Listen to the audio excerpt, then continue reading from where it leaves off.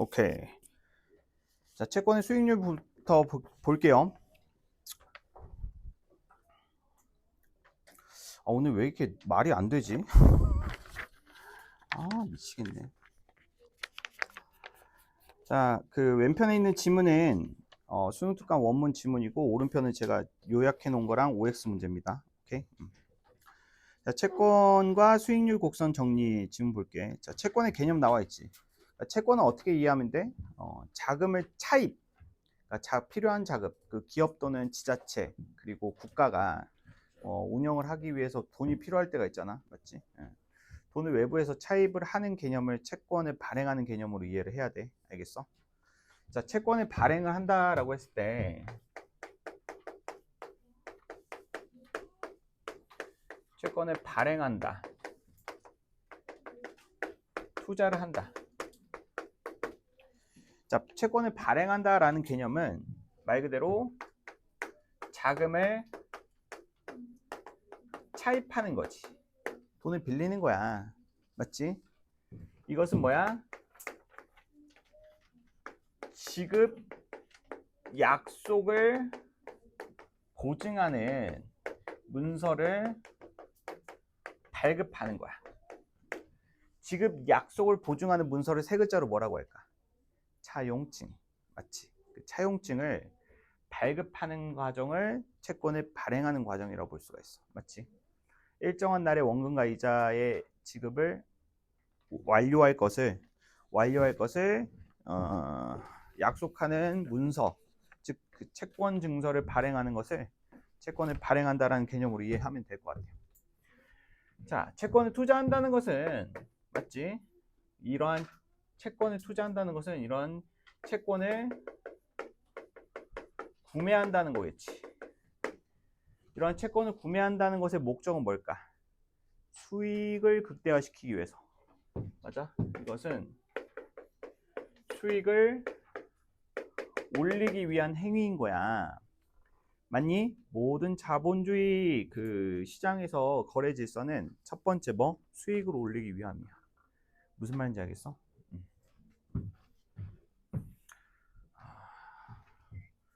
요즘에 제가 새벽에 잠깐 새벽 3시 이때 원래는 한 4시 반에 하루를 시작하는데 요즘에는 1시간 더 땡겨졌어. 요즘에 미국장 미국장을 열심히 하느라 그 주식까지 하려면 1시간 더 일찍 일어나야 돼. 3시 반에 일어나. 3시 반에 일어나가지고 미국장 막 본다는 거야. 자, 아무튼 간에 요즘 공부도 되게 더 많이 하고 있고, 투자를 하려면 공부를 많이 해야 돼. 진짜 많이 해야 돼. 그래가지고 그거 공부하고 뭐 하고 하느라 좀 요즘 많이 피곤하기도 한데, 자, 그 수업에 좀 지장이 가면 안 되는데 오늘 좀 수업에 좀 지장이 간 모양이네요. 맞죠? 좀 부끄럽습니다. 자, 아무튼 봅시다. 이 채권을 구매를 한다라고 했을 때 그 수익을 극대화하기 위해서 우리가 이제 채권을 구매할 때 여러 가지를 구매하겠지. 여기서는 채권의 이제 가격 결정 요인에 대해서 이제 설명하고 있는 지문이라고 볼 수가 있을 것 같아요. 자, 지금 여기서 주요 개념들은 뭐 할인채, 액면가, 뭐 현재 가치 이런 개념들이 있어요. 정확히 이해하는 게 중요합니다. 요 지문이 연계가 되면은 우리가 6평 때 연계되는 내용들을 봤잖아, 맞지? 플로리디의 그 정보 철학 같은 경우에는 지문이 거의 100% 연계되다시피 했죠. 그리고 부동산 같은 경우에는 한 50% 연계가 됐고 연료전지는 한 20% 정도 내용이 연계가 됐습니다. 그러니까 내용이 연계됐다고 했을 때는 수능 특강에 있는 이 주요 개념들을 알고 있다는 전제 하에 문제를 낸단 말이야. 맞지? 그러니까 우리가 6평 대비할 때 인포그, 인포스피어 그리고 이제 그 피동자 중심의 윤리학의 목적 뭐 이런 것들을 정확히 이해를 했다고 한다면 지문 독해하는 시간이 훨씬 줄어들었을 것이란 말이야. 물론 정답률도 이제 정답률이지만. 자, 가격 결정 요인에 해당되는 모든 요소들을 다 정확히 이해를 하는 게 중요할 것 같아. 맞아? 자, 그러면 일단 채권은 발행 시 결정되는 요소들이 있어. 채권을 발행할 때 뭘 결정을 해야 돼? 만기. 자, 언제 이 채권, 이 차입한 금액을 언제 갚을지에 대한 만기일이 설정돼 있어야 되겠지. 맞니? 그 다음에 만기 시 금액도 설정되어 있어야 돼. 만기시 금액. 이 만기시 금액이 얼마야? 뭐야? 이게 액면가, 이게 액면가. 이게 액면가라고. 자, 저한테 지금 10,000원을 빌려주세요. 자, 10,000원을 저한테 10,000원을 투자할 수 있는 채권 증서를 발행하겠습니다. 1년 뒤에 11,000원으로 드릴게요. 이랬을 때 이 11,000원이 액면가고, 자, 그게 채권의 만기일의 가격인 거야. 무슨 말인지 알겠어? 자, 액면가가 정해지면 자연스럽게 뭐가 결정이 돼? 액면가가 결정이 되면 자연스럽게 결정이 될 수 있는 게 두 가지가 있지. 뭐하고 뭐? 이 액면가의 현재 가치. 액면가의 현재 가치가 아닌 액면가의 할인체의 금액과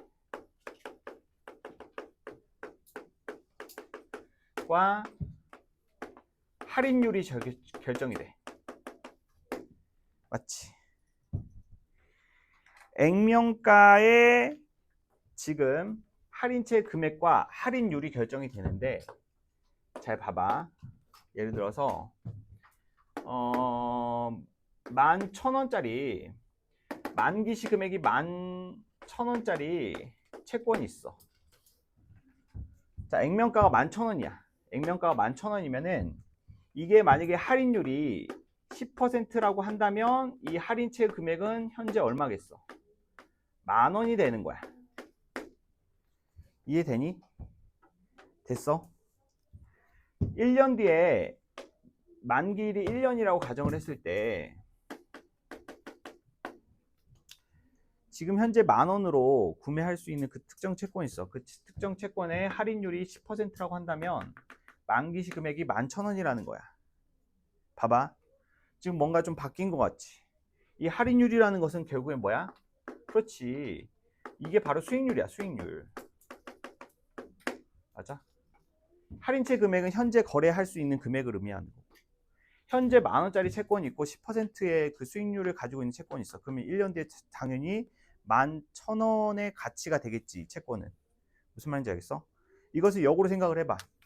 자, 11,000원짜리 11,000원짜리 액면가를 가진 채권이 있습니다. 이것을 지금 현재 10,000원에 팔 거니까 이거 사실 분 이런 식으로 해가지고 기업들은 이 10,000원의 금액을 차입을 하는 거야.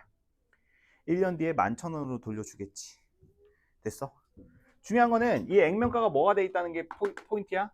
여기서 채권의 발행은 1과 3이 고정돼 있다는 게 포인트야. 액면가하고 할인율이 고정이 되어 있어. 무슨 말인지 알겠어? 자, 이건 고정이 되어 있고 이것과 비교되는 시중 금리는 어떻게 된다는 거야? 변동이 된다는 게 포인트야. 됐니? 시중금리는 변동이야. 계속 변동돼.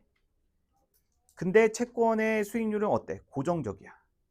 그렇기 때문에 이 두 개의 개념에 따라서 이 할인채의 현재 가치는 어때? 변동이 될 수밖에 없어. 이 할인채의 현재 가치와 맞지?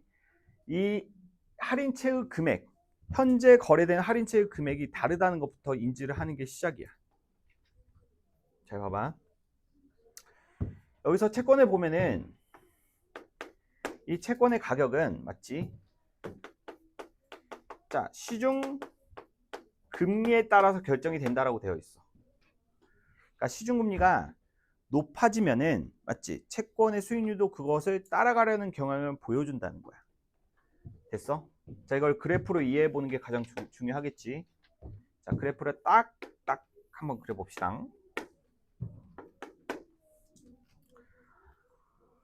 자, Y축은 금리, 즉 수익률을 말하는 거고요.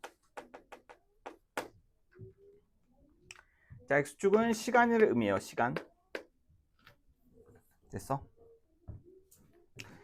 자, 채권 A하고 B가 있습니다. 자, 2년 만기. 여기가 1년이고요. 여기 이제 2년이에요. 잘 보이시죠? 자, 2년 만기 채권을 A라고 하고요. 맞죠? A. 자, 2년 만기 채권. 자, 이것을 B1 하고 B2를 의미할게. 이거는 1년 만기 채권을 의미해. 자, 1년 만기 채권의 수익률을 점선이라고 해봅시다. 자, 요게 5%, 10%, 15%라고 가정을 한번 해볼게요. 자, 봐봐. 2년 만기 채권의 가격 같은 경우에는, 자, 이 그래프의 평균 변화율을 결정하는 요인은 바로 시중의 금리야. 그러니까 시중의 금리가 어떻게 결정이 되느냐에 따라서 이 그 2년 만기 채권, 이걸 장기 채권이라고 하거든. 장기 채권의 만기 수익률은 달라질 수밖에 없어. 왜 어떻게 달라질 수밖에 없느냐? 잘 볼게. 자, 2년 만기 채권의 수익률이 지금 10%로 고정이 된 상황이 있어. 자, 10%로 고정이 됐어. 맞지? 2년 만기 채권은 자, 2년 이후에 10%의 이자율을 지급하는 것으로 이미 고정이 돼서 발행이 됐어. 이 시점에. 맞아? 근데 이런 상황을 가정을 해보자. 1년 만기 채권이 처음에는 10%의 수익률을 가지고 있었는데 2년 만기 채권, 그러니까 1년 만기 채권의 수익률이 맞지? 1년 뒤에 각각 5%의 그 수익률 또는 15%의 수익률로 각각 발행이 되는 상황을 상정을 해보자 이거야. 무슨 말인지 알겠어? 자, 봐봐. 자, 2년 만기 채권은 요렇게 A 2년 동안 이렇게 고정이 돼. 근데 1년 만기 채권은 이렇게 B1, 이렇게 B2 이런 식으로 1년에 걸쳐서 하나하나 발행이 될 거야. 근데 채권이 발행이 될 때 중요한 거는 시중의 금리에 맞춰서 채권의 수익률은 결정이 돼. 가령 채권이 처음 발행될 때 2년 만기 채권의 수익률이 10%라는 것은 시중의 금리가 10%라는 거야. 무슨 말인지 알겠어? 그러니까 채권이 여기서 전제되는 정보는 채권의 수익률은 뭐와 같아진 지점에서 이제 발행이 된다. 시중 금리와 같아진 지점에서 발행이 된다라는 거야. 그럼 봐봐 얘들아. 자, 시중의 금리가 지금 15%인데 너희들 10%짜리 채권 살려고 하겠어? 누가 사? 어떠한 머리에 총 맞은 사람이 그걸 사겠냐고. 안 사지. 맞지? 무조건 시중의 금리보다 같거나 높아야지 채권을 구매한단 말이야. 됐어? 그럼 채권을 발행할 때 무조건 시중 금리보다는 조금 더 비슷하거나 같게끔 발행을 하겠지. 그럼 채권은 무조건 어때? 시중의 금리를 반영한 수준으로 발행이 될 거야. 그럼 봐봐. 1년 만기 채권 B1과 B2가 있는데, 자, B1이 처음에는 10%로 발행이 됐어. 그럼 사람들은 어때? 사람들은 1년 만기 채권의 수익률 B1이 10%고 2년 만기 채권의 수익률이 10%면 어때? 별 기대 없이 그냥 A를 사겠죠. 맞죠? A나 B 둘 중에 그냥 아무거나 사겠죠. 근데 중요한 거는 1년 뒤에 시중의 이자율이 오른 사건이 발생을 해보자. 가정을 한번 해보자. 그러니까 여기서 가정을 하는 것은 이 시점에 자, X 즉 뭐야? 시중금리가 15%로 오른 상황과 Y 시중금리가 5%로 떨어진 상황을 가정을 해볼게. 원래 시중금리는 10%로 시작을 했거든. 근데 1년 뒤에 시중금리가 갑자기 15%로 올랐어. 맞아? 자, 그럼 봐봐. 이 시점에서 발행되는 B2는 어때? X인 상황에서 B2는 몇 퍼센트의 수익률로 발행이 될까? 자, 시중금리가 15%로 오른 상황에서 이제 1년 만기 채권 B1은 원래 10%로 고정이 됐었어. 그러니까 B2가 이제 발행이 돼야 돼. B2가 발행돼야 되는 상황 속에서 시중금리가 15%로 올랐어. 그럼 B2는 몇 퍼센트의 수익률로 발행이 될까? 그렇지. 그렇다면 X 상황에서는 자, B2는 15%의 수익률로 발행이 될 거야. 그럼 봐봐. 그런 상황에서 채권 A를 가지고 있는 사람은 어떠한 스탠스를 취할까? 어떠한 그 결정을 취할까? 2년 만기 채권을 보유하고 있는 사람은 어때? 시중금리가 오른 상황에서 어떠한 결정을 취할까? 자기가 보유하고 있는 채권을 계속 보유한다. 존버한다. 두 번째, 팔고 B2로 옮겨 탄다.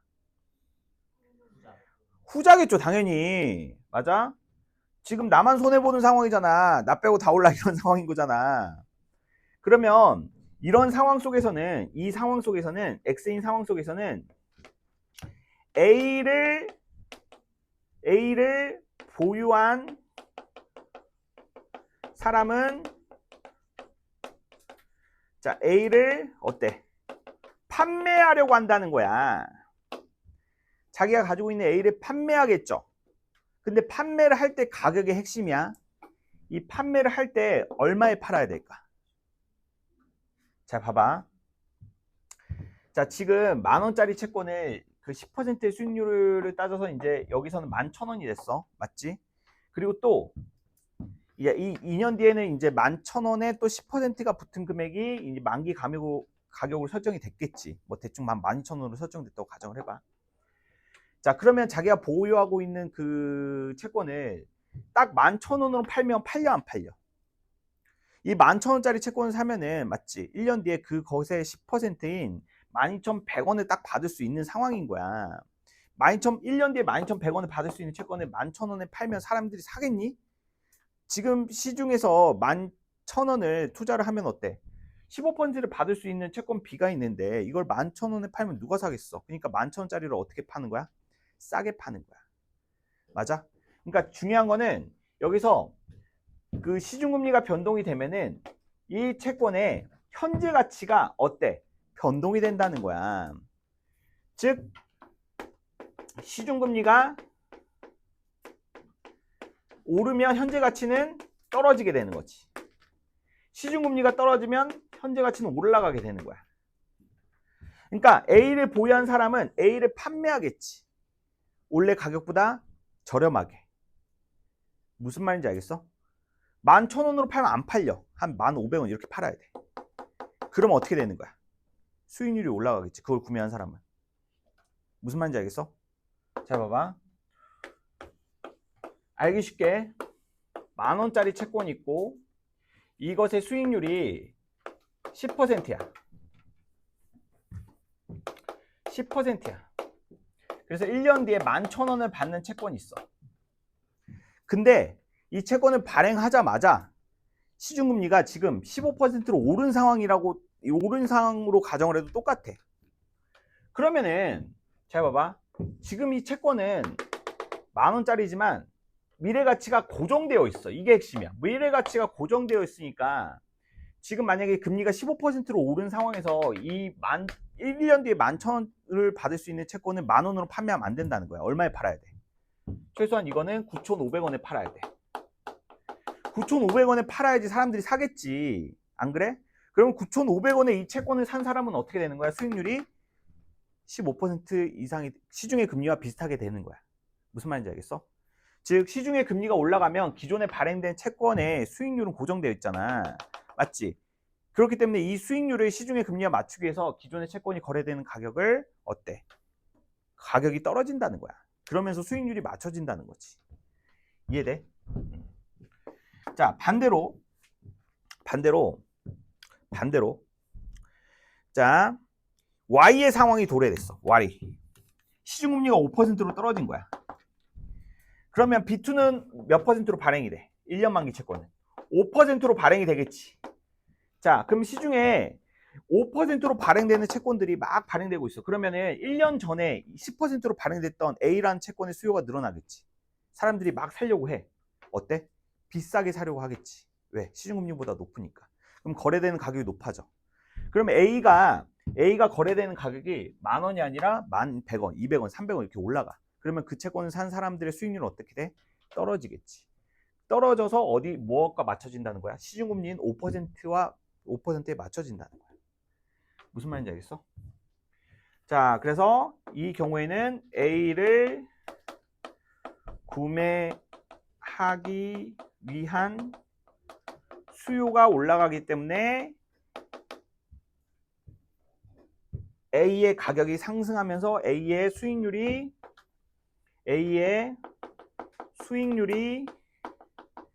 떨어지게 되고, 맞지? 이 경우에는, 자, 위 경우에는 A를 보유한 사람들은 A를 싸게 판매하려고 해. 그러면 싸게 A를 산 사람들의 수익률은 어떻게 되는 거야? 올라가게 되는데, 자, 이렇게 올라가거나 떨어지는 것은 무엇과 같아진다? 그렇지. 시중금리의 수치와 같아진다라는 거야. 자, 다시 한번 설명을 할게. 잘 봐봐. 자, 이 X의 상황에서는, 자, 23년, 24년, 25년 뭐 대충 이렇게 가정을 해보자. 자, 23년에 10%로 발행된 채권, 2년 만기 채권이 있어. 자, 10,000원짜리 채권이 발행됐고 10% 해가지고 복리의 이자가 붙을 거야. 맞지? 고정적이야, 얘네는. 이때 당시에 시중금리는 10%였어. 근데 1년 뒤 시장이 변화해서 시중금리가 15%로 오르는 경우일 수도 있고, 자, 이렇게 5%로 떨어지는 경우일 수도 있어. 맞지? 자, 이랬을 때 이 채권 A의 장기 채권의 수익률은 어떻게 될 것이냐라는 거야. 자, X일 때 우상향을 할까? Y일 때 우하향을 할까? 자, 이거 생각을 한번 해보세요. 채권 A의 수익률 곡선은, 자, X인 상황일 때 우상향을 할까? Y인 상황일 때 우상향을 할까? 우하향을 할까? 생각을 한번 해보세요.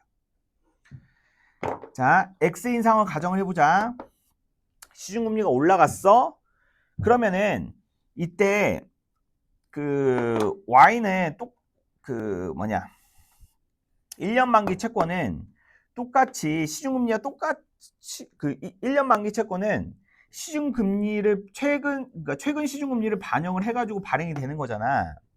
그러면 1년 뒤에 시중금리가 만약에 15%로 올랐다라고 한다면 1년 만기 이때 발행되는 1년 만기 채권들은 15%의 수익률로 발행이 될 거야.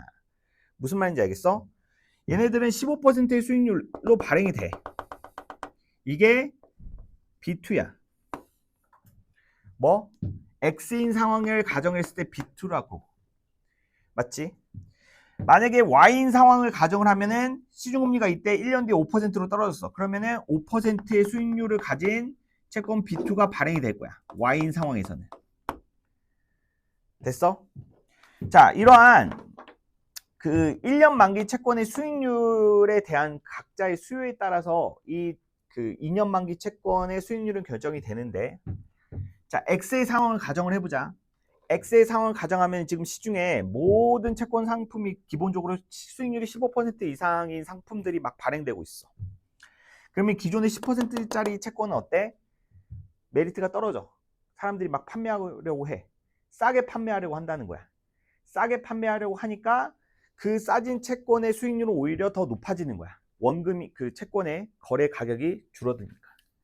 그래서 어떻게 돼? X인 상황에서는 이렇게 우상향을 하게 돼. 자, 이 A가 X인 상황에서는 이렇게 우상향을 하게 돼. 그리고 반대로, 자, 시중금리가 떨어졌어. 시중금리가 떨어졌으면 어때? 10% 수익률을 가지고 있는 채권 X의 수요는 올라가겠지. 사람들이 비싸게 주고 사려고 해. 그러면 채권 A의 수익률은 어때? 줄어들 수밖에 없지. 원금이 비싸지니까. 자, 그래서 이렇게 생각을 해보시면 됩니다. 자, 시중금리가 올라갈 것으로 예상이 되면은, 맞지? 장기 채권의 수익률 곡선은 올라가게 되고, 맞지? 시장 금리가 떨어질 것으로 예상이 되면은 장기 채권의 수익률은 어떻게 된다? 떨어지게 된다. 자, 이러한 메커니즘으로 이해하시면 됩니다. 알겠어요? 자, 이거 오늘 중으로 이해 끝내세요. 알겠죠? 자, 오늘은 제가 뭐 할 거냐면, 저 오늘은 뭐 주간지 실답은 조교쌤한테 이제 자동 사냥으로 돌릴 거고, 저는 오늘 수업에 관련된 내용 플러스 뭐 기타 질의응답 상담으로 진행을 할 건데, 자, 오늘은 질답지 질문으로 받겠습니다. 알겠죠?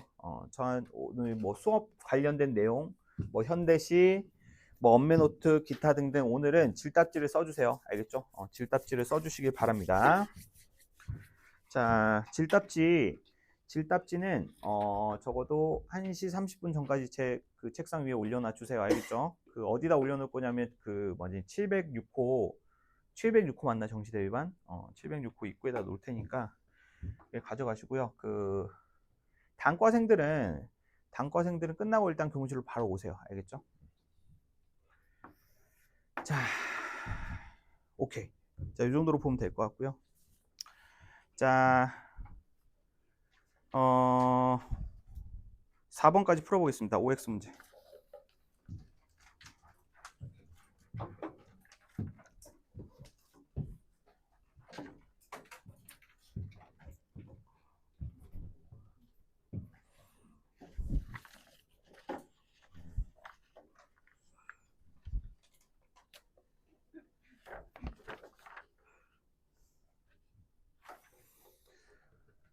자, 현재 거래된 채권이 할인채야, 할인채. 맞지? 만기 금액보다 수익률이 할인된 금액으로 거래되기 때문에 할인채라고 하는 거야.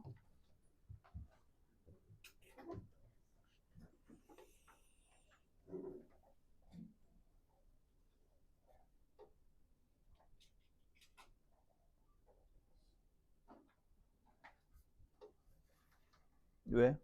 왜 울렸어, 소리가?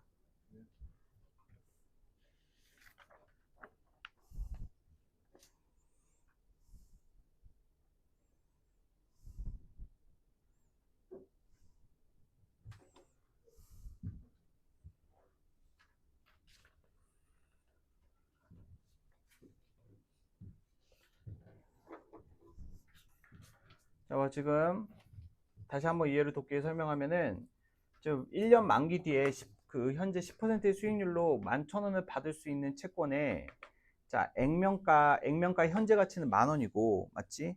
액면가의 현재 가치는 10,000원이고, 이게 만약에 시중의 금리가 15%로 올랐어. 맞지? 그러면 어때? 이 현재 가치는 실제 거래되는 가격은 떨어지겠죠. 9,500원이 어때? 실제 거래되는 가격이야. 무슨 말인지 알겠어? 이게 할인채의 가격이고, 이게 그 현재 가치야. 10,000원이. 맞지?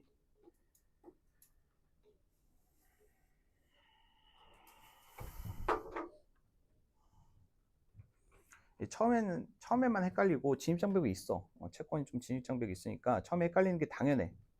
근데 이걸 이해를 포기하는 친구들과 그래도 이해를 하려고 시도하는 친구들로 나뉘겠지.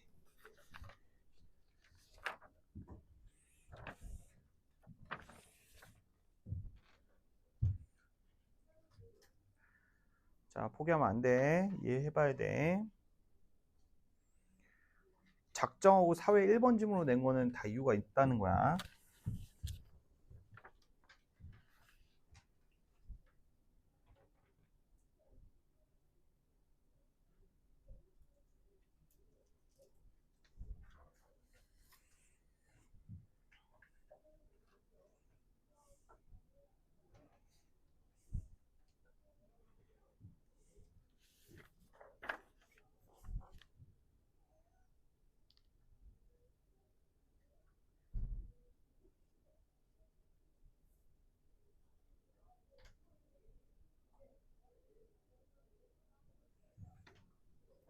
자, 슬슬 볼까, 얘들아?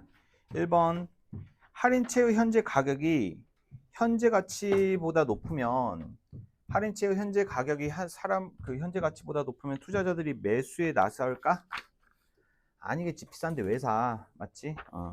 자, X죠, X. 2번 시중금리가 상승하면 할인채의 현재 가치가 하락하고. 그렇지. 자, 시중금리 결국에는 여기서의 핵심적인 메커니즘은 결국에 이미 발행된, 이미 수익률이 결정이 된 채권도 맞지? 시중의 금리와 같아진다라는 거야, 수익률이. 알겠어?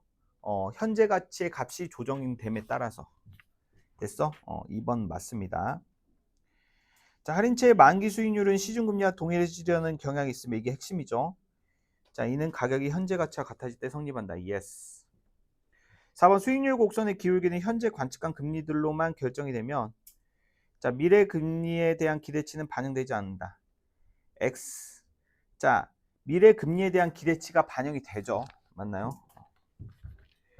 자, 여튼지 간에 요즘은 또 이해가 안 되면 오늘 중으로 다 이해 끝내시고 넘어가세요. 알겠죠? 오늘 이해 안 되는 게 내일 갑자기 이해되고 이런 거 없어요. 자, 넘어갑시다. 선생님, 나머지 OX들은요? 풀어오세요. 자, 환경 관리.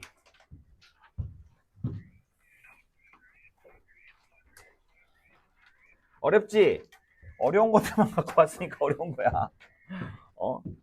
쉬운 거는 니들이 혼자 해봐도 돼. 알겠어? 어려운 것들만 혼자서 좀 이해 안 될 만한 내용들을 정리하는 게 의미가 있겠지, 수업에는.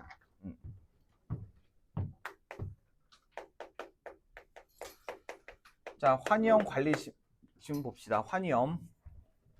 자, 환은 뭐야? 환? 왜 환? 달러를 의미하지, 달러. 위험이라는 것은 달러의 변동에 따른 리스크를 말해. 맞지? 자, 달러의 가격의 변화, 즉 환율이 변한다. 환율이 변함에 따라서 환율이 변동함에 따라서 이제 리스크가 생기는 경우가 있어. 맞지? 그것은 바로 뭐야? 수입과 수출을 할 때, 외환 거래를 할 때. 무슨 말인지 알겠어? 그래서 환위험은 외환 거래 시 생기는 환율 리스크를 말하는 거야. 됐니? 환율 리스크는 위험의 방향으로 작용할 수도 있고 이득의 방향으로 작용할 수도 있겠지. 만약 환율이 올랐다고 해서 무조건적인 손해 혹은 그 이익이 아니고 환율이 떨어졌다고 해가지고 무조건 이익 혹은 손해는 아니야. 맞지? 그 정도는 우리가 다 알고 있을 거야. 자, 봐봐. 이 환위험은 언제 발생을 하냐면 자, 물론 여러 가지 상황에서 발생을 할 수가 있어. 맞지? 외환거래의 종류가 요즘엔 너무나 다양하잖아. 요즘 핸드폰만 있어도 외환거래 뚝딱 할 수가 있지. 맞지? 자, 여기서는 수입과 수출 시에 발생하는 환위험에 대해서 알아보자. 자, 지문에서는 수출 상황에서만 가정을 했는데 수입 상황까지 다 고려해서 보는 것도 뭐 괜찮아. 뭐 어차피 크게 다르진 않아. 자, 수입과 수출 시에는 뭐가 이제 달라지는 위험이 있냐면, 잘 봐봐. 자, 이게 시간이야, 시간. 아, 미안하다. 이것도 그래프 그리자. 미안하다. 이것도 그래프 그려보자.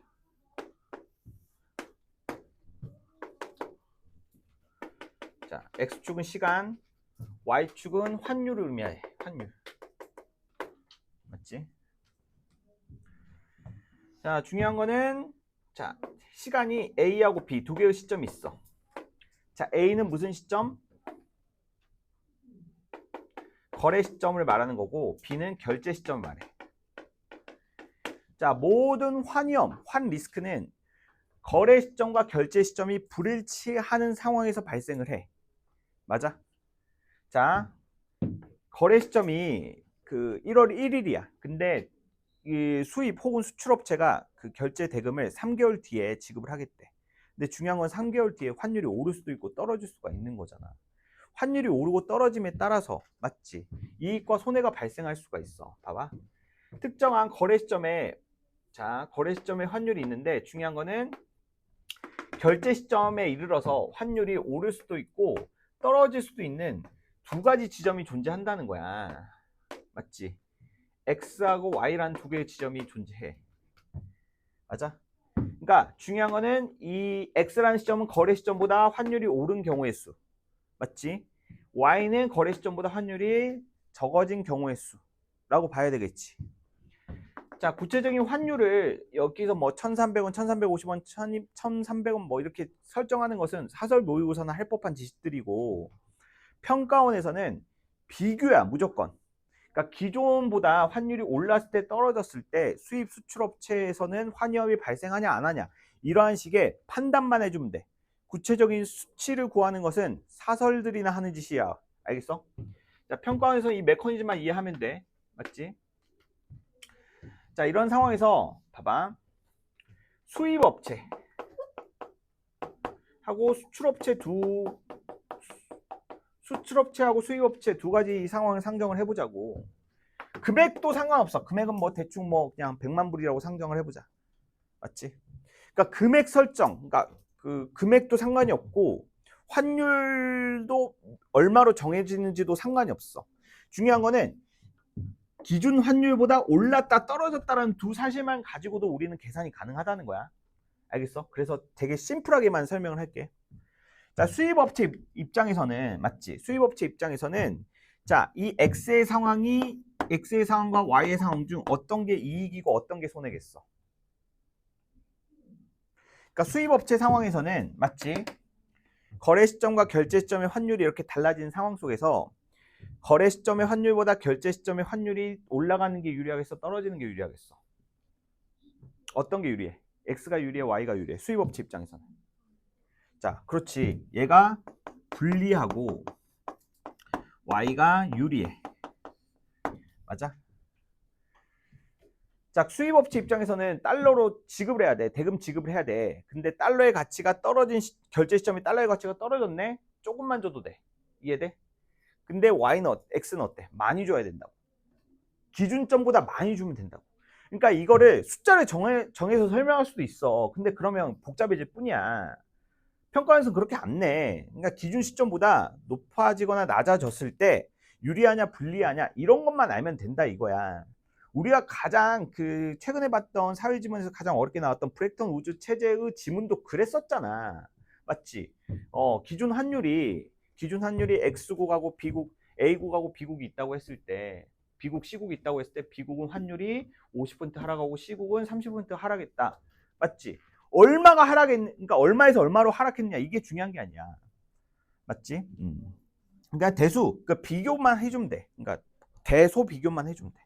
반대로 수출업체 입장에서는 X가 유리하고 뭐가 Y가 불리해. 자, 환위험 관리는 잘 봐봐. 이 유리한 상황에 대한 몫을 고려하는 게 아니야.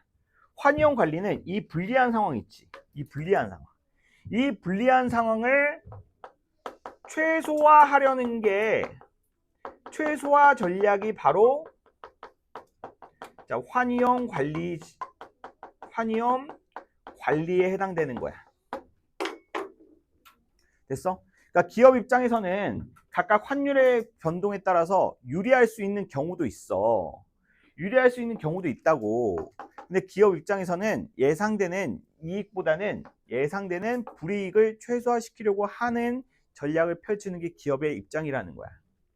됐니? 자, 이러한 최소화시킬 수 있는 전략, 이 전략에 대해서 설명하고 있는 지문이 바로 환위험 관리 지문이야. 자, 봐봐. 이 환위험은 자, 보면은 자, 그 환율 변동 금액 곱하기 환율의 변동액 곱하기 환거래액으로 나타내고 있지. 자, 이것은 환율 변동액 곱하기 노출 금액의 곱수로 이루어져. 맞지? 뭐 환율이 100원 오를 수도 있고 100원 떨어질 수도 있어. 맞지? 그 환율 변동 금액은 자, 그렇게 변동값 플러스 오르면 플러스 100원 떨어지면 마이너스 100원 뭐 이런 것들 말해. 환율 변동값을. 근데 중요한 건 이 환율 변동값은 통제를 할 수 있어 없어? 통제를 할 수 없는 요인들이야. 맞지? 근데 무엇은 통제할 수 있어? 환 노출 금액은 통제할 수가 있지. 맞지? 예를 들어서 100만 달러를 수출하는 기업 같은 경우에는 100만 달러어치 물건을 수출했어. 너희들이. 자, 그래서 100만 달러어치의 물건을 수출했는데 자, 수출했을 당시에 거래 시점의 환율은 달러당 1,000원이었어. 그러면 10억 원의 금액을 정산받아야 돼 이때. 근데 결제 시점의 환율이 1,100원으로 오르는 경우일 수도 있고 900원으로 떨어지는 경우일 수도 있을 수가 있지. 재준아, 안 그래?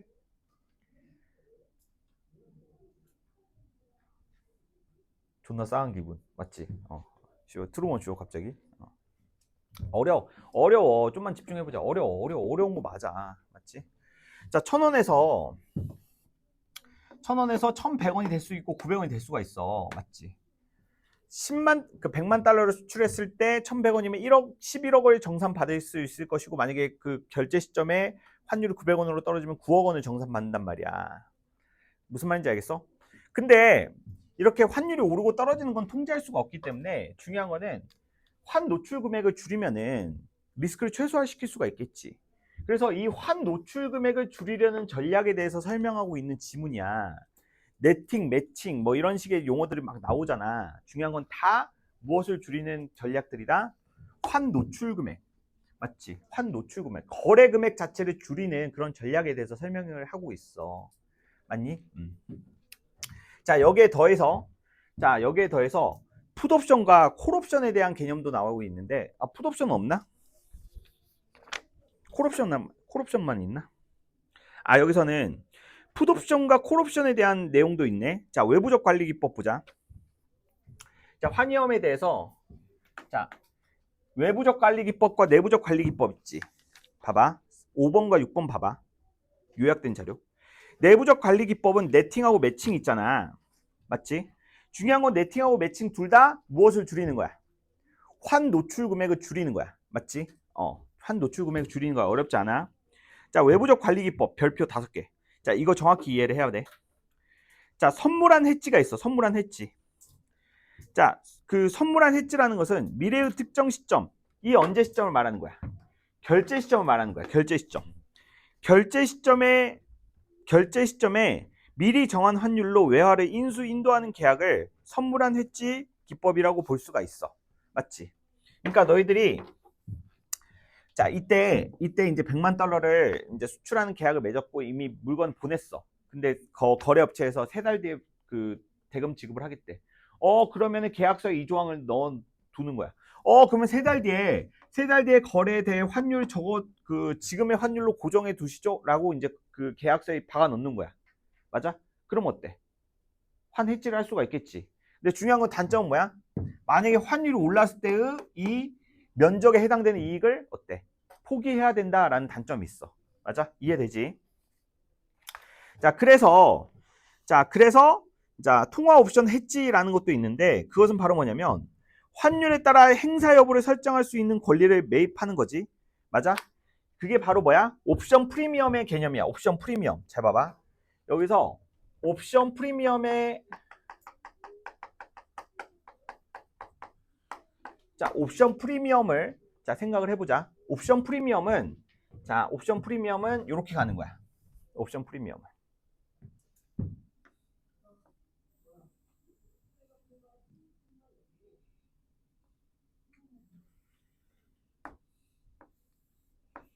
이렇게 가는 거야. 자, 두 가지 경우의 수가 있겠지. 자, 옵션 프리미엄의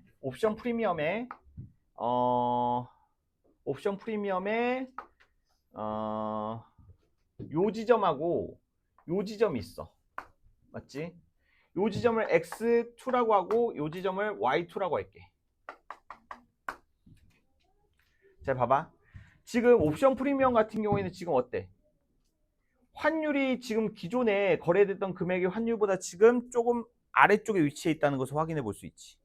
이게 무슨 말이냐면 옵션 프리미엄은 처음에 거래를 할 때 이것은 은행이 발행하는 금융상품을 사는 거야. 맞아?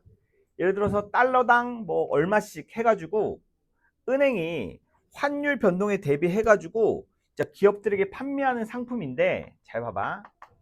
자, 기업들에게 옵션 프리미엄에 해당되는 콜옵션을 행사할지 말지에 대한 금액을, 그 권리를 판매하는 금융상품이라 볼 수가 있거든. 잘 봐봐. 이 옵션 프리미엄에서 두 가지 경우의 수가 존재하겠지. 자, 환율이 올랐어. 환율이 오른 상황, 즉 X의 상황. 옵션 프리미엄을 이제 가입한 상황에서 환율이 올랐어. 자, 그러면은 이때는 옵션을 행사하지 않는 거야. 옵션을 행사하지 않고 X2에 옵션을 행사하지 않고 X2의 이익을 얻게 되는 거야. 맞아? X만큼 오른 환율 X2를 이제 이익을 얻는 거야. 근데 X2보다는 어때? 정확히 어때? 이 면적만큼 단위를 변환하고 싶으세요?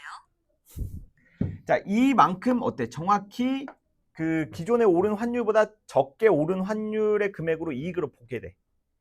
자, 이게 좀 어렵지? 좀 이따 설명할 거야. 근데 만약에 환율이 떨어진 상황, 환율이 떨어진 상황은 Y의 상황이겠지. 자, Y의 상황. 자, Y의 상황이라고 한다면 그러면 어때? 옵션을 행사하는 거야.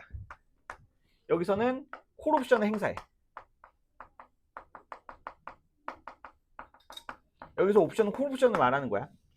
정해진 환율의 금액으로 어때? 팔 수 있는 그 권리를 행사를 해. 그렇다면 얼마만큼의 금액으로? 그렇지. Y2만큼의 금액으로 자, 이익을 얻을 수 이거는 Y2의 금액으로 이제 정산을 하는 거지. 정산. 이익은 아니고. 그러니까 이 경우에는 손해를 보진 않겠지. 적어도. 맞아? 환율이 정해진 시점보다 떨어지더라도 나는 어때? 기존에 정해놓은 금액, 선도 환율의 금액으로 이제 거래를 할 수가 있는 거고, 환율이 오를 때는 옵션을 행사하지 않고 오른 환율만큼의 이익을 누릴 수가 있는 거야. 근데 중요한 거는 봐봐. 이게 실제 환율의 흐름보다 좀 아래쪽에 위치해 있는 요게 포인트거든. 왜 지금 이 그래프에서 이 옵션 프리미엄에서 이 환율의 그래프가 실제 환율의 흐름보다 조금 더 낮게 위치하고 있는지만 이해하면 되는데, 이 이유는 바로 뭐냐면 뭐 때문에? 옵션 프리미엄 때문에. 자, 즉 수수료 때문에 실제 그 환율의 가격보다 더 낮게 환율의 가격이 결정이 되는 거야. 왜냐면 옵션 프리미엄은 맞지? 옵션 프리미엄은 달러당 1달러당 설정되는 뭐기 때문에 수수료의 개념이야. 무슨 말인지 알겠어? 그러니까 이거는 옵션을 행사하든 행사하지 않든 기본적으로 이 수수료가 나가. 가령 달러당 50원이 달러당 50원이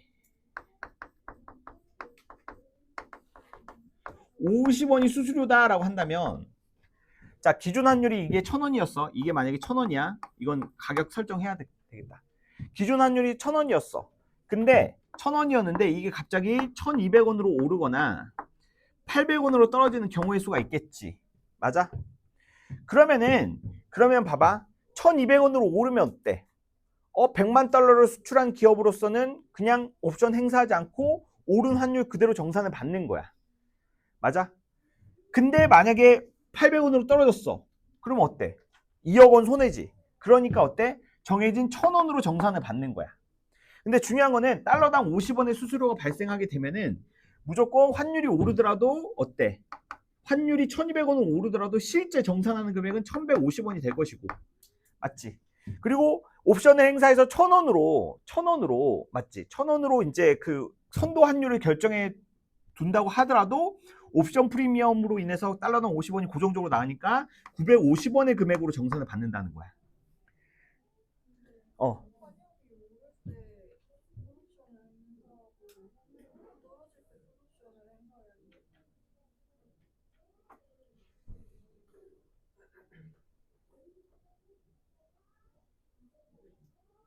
뭐라고?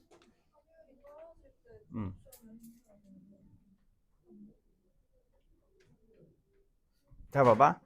여기서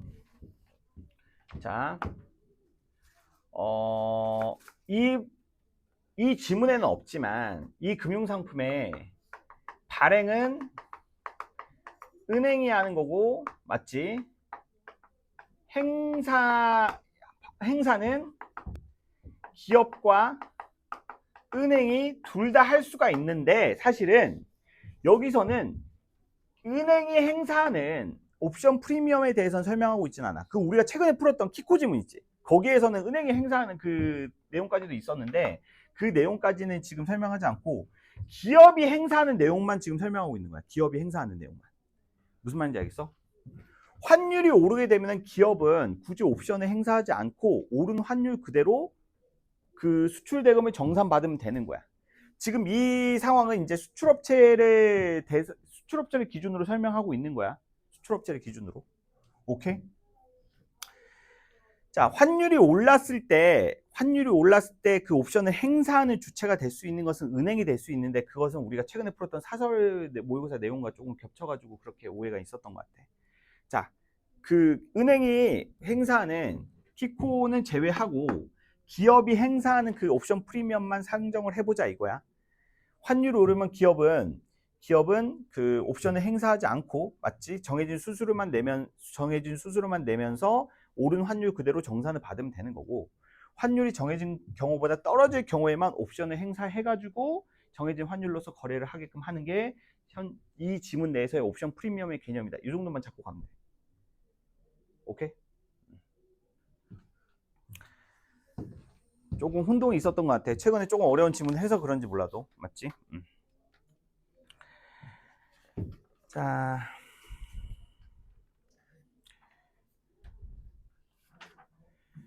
다 15번에서 20번까지 한번 풀어볼까?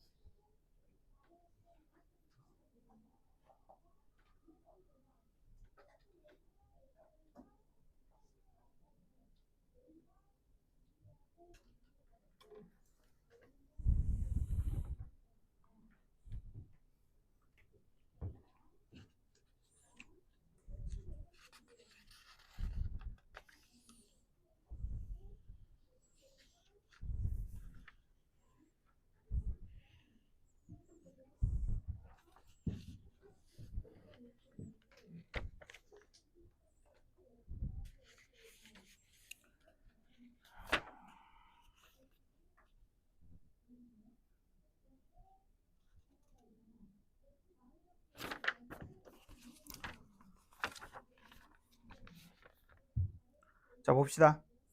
자, 15번 환위험은 환율 변동으로 인해 손실이 발생할 가능성만을 의미한다가 아니라, 환위험은 여기에 뭘 곱해줘야 돼? 환 노출 금액까지 곱해줘야 되겠죠. 오케이. 자, 16번 순노출의 절대값이 클수록, 자, 환 노출이 크다? 맞죠? 오케이.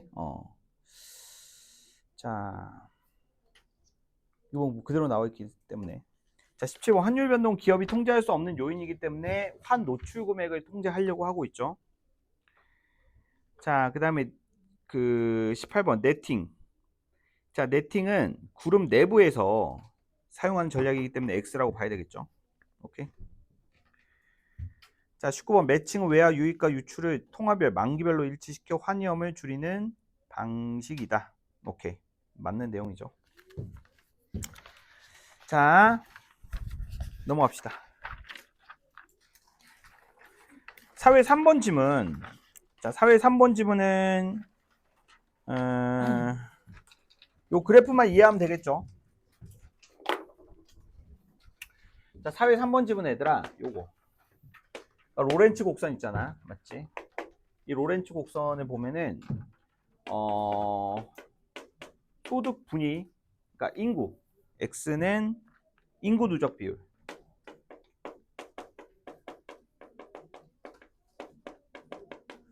자, Y축은 소득 누적 을 의미하는데, 잘 봐봐. 여기 100%, 여기 100%이고,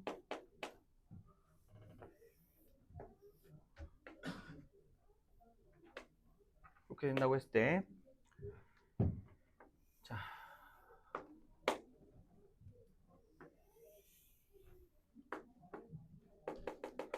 봐봐. 두 개의 기울기를 가정할 수 있을 것 같아.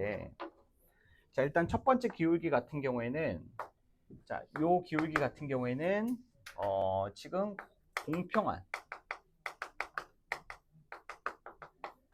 사회. 그러니까 소득이 모든 사람들에게 공평하게 나눠지는 그런 사회가 존재할 수는 없겠지만, 뭐 그런 사회를 가정한, 맞지? 이상적인 그런 사회를 가정한 소득 분배 곡선의 그래프를 말하는 거야.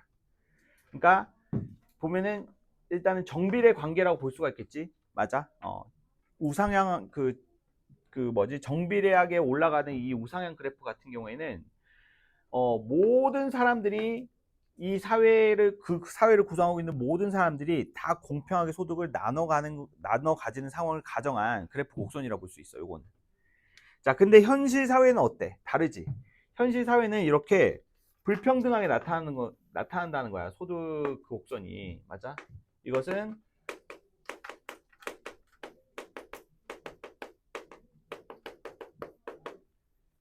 자, 사회의 소득이 불공평하게 분배되어 있다는 것을 나타내주는 곡선이라고 볼 수가 있는데, 잘 봐봐.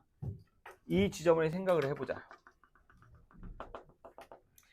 자, 인구의 80%, 여기가 이제 80%야. 전 국민의 80%가 맞지? 전 소득, 모든 그 전체 소득의 20%만 가져가는 상황이야. 무슨 말인지 알겠어? 그러면 나머지 인구의 20%가 나머지 몇 퍼센트를 가져가는 거야? 소득의 80%를 가져가는 거겠지. 무슨 말인지 알겠어? 결국에는 자, 요러한 곡선이 점점 더 어때? 이 노란색 곡선과 떨어져 있으면 떨어지면 떨어질수록 어때? 사회는 더 불공평한 그 소득 분배 그 구조를 지니고 있다라고 파악을 해볼 수가 있겠지. 무슨 말인지 알겠어? 여기서 알 수 있는 것은 바로 뭐냐면 이 해당 곡선이 이 노란색 곡선으로부터 어때? 많이 떨어지면 떨어질수록 맞지? 자, 이 해당 노란색 곡선과 해당 곡선과의 이 거리가 멀어지면 멀어질수록 맞지? 멀어지면 이 값이 커지면 커질수록 자, 불공평한 정도의 크기도 커진다 이렇게 볼 수가 있는 거야. 맞아? 즉 이것을 하나의 면적으로 나타낼 수도 있겠지. 맞아? 이 면적의 크기를 S라고 할게. 맞아? 이 S의 크기가 커지면 커질수록 불공평한 정도가 커진다라고 볼 수가 있는 거야. 무슨 말인지 알겠어? 자, 요걸 이제 바탕으로 해가지고 나머지 값들을 이제 보면 되는데 그 나머지 값들은 그렇게 어렵지 않으니까 자, 넘어가도록 할게.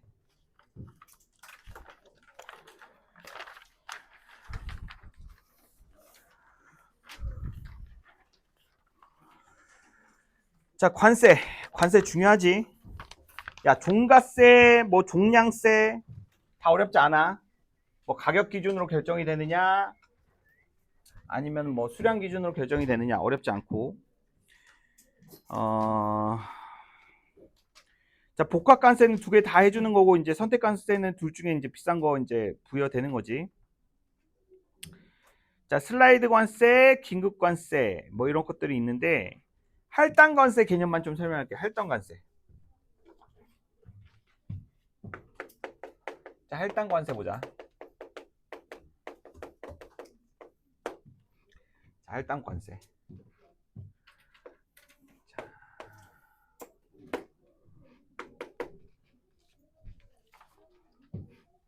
자, Y축은 가격, X축은 수량. 자, 우리가 이제 수입하는 수입 품목의 수량과 가격에 대한 요인들을 말하는 거야. 자, 여기서 볼게. 이 A 지점, 여기서 여기만큼은 A, 여기서 여기만큼 B라고 할게. 맞지? 자, 그리고 이것은 어때? 기준 가격. 그러니까 P라고 해보자. 기준값 그냥 P라고 해보자. P. 자, 이건 P0라고 해볼게. 자, 봐봐. 이 할당관세 개념 그거야. 예를 들어서 우리나라에서는 이제 김치를 많이 담가 먹으니까 배추의 수요량이 많잖아. 맞지? 자, 우리나라에 배추의 수요량이 자 100만 톤이야. 1년에 100만 톤인데 근데 어떠한 상황을 가정을 해보자. 자, 올해 수확량이 50만 톤밖에 안 돼. 맞아? 우리나라에서는 100만 톤의 배추가 필요해. 나 같은 김치 처돌이 배추가 없으면 김치가 없으면 밥을 먹을 수가 없어. 그런 사람들이 많단 말이야. 그래서 50만 톤이 지금 부족한 상황이잖아. 맞지? 자, 그렇다면 이 부족한 50만 톤에 해당되는 수치만큼은 어때? 정해진 가격보다 낮은 관세로 수입을 해오는 거야. 무슨 말인지 알겠어? 여기서 A는 여기서 이 지점은 바로 50만 톤. 그렇다면 이 A는 바로 뭐야? 국내 부족분을 말하는 거지. 어떠한 재화의 국내 부족분에 해당되는 것들은 기존의 관세보다 어때? 낮은 가격으로 이제 수입을 하도록 관세를 결정하는 거고. 근데 중요한 거는 자, 부족분을 초과하는 수치에 대해서는 어때? 높은 관세. 프라이스 2. 높은 관세를 자, 적용함으로써 국내 그 산업을 보호하려는 제도가 바로 할당 관세다라는 거야. 이해했어?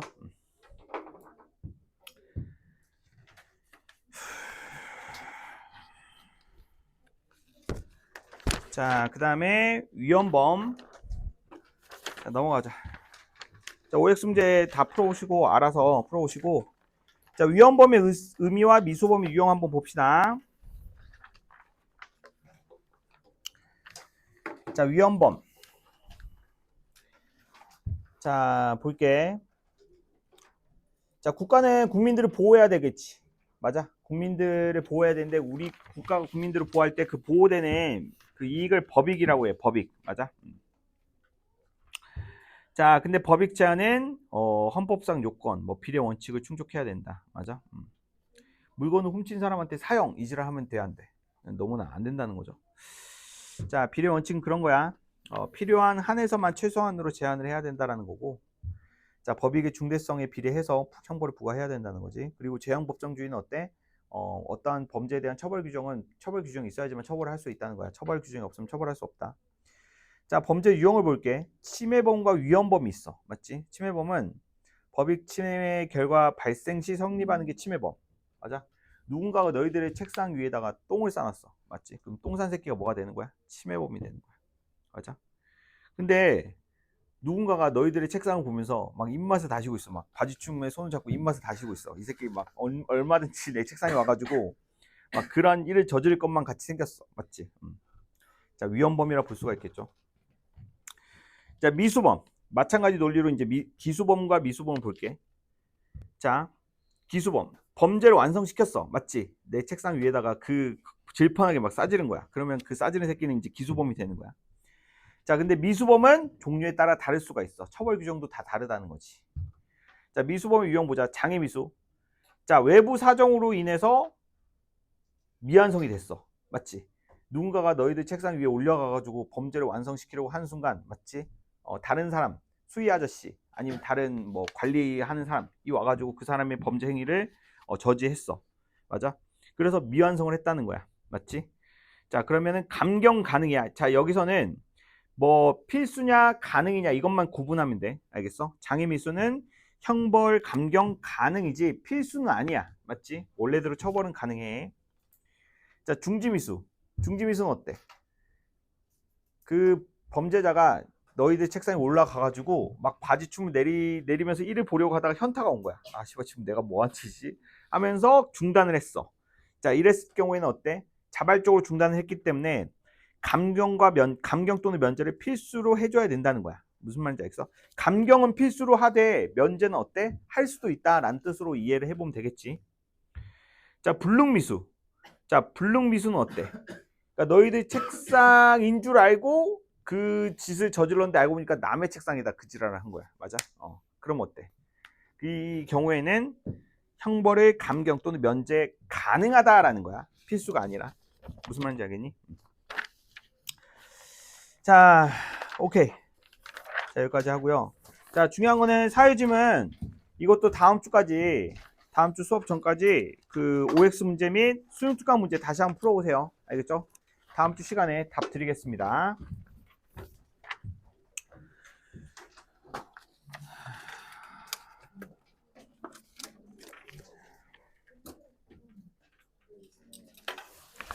자, 책상에 앉으시고.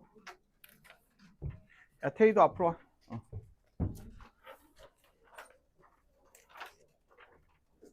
기란, 너도 책상으로 와. 시험 봐야지. 꺼.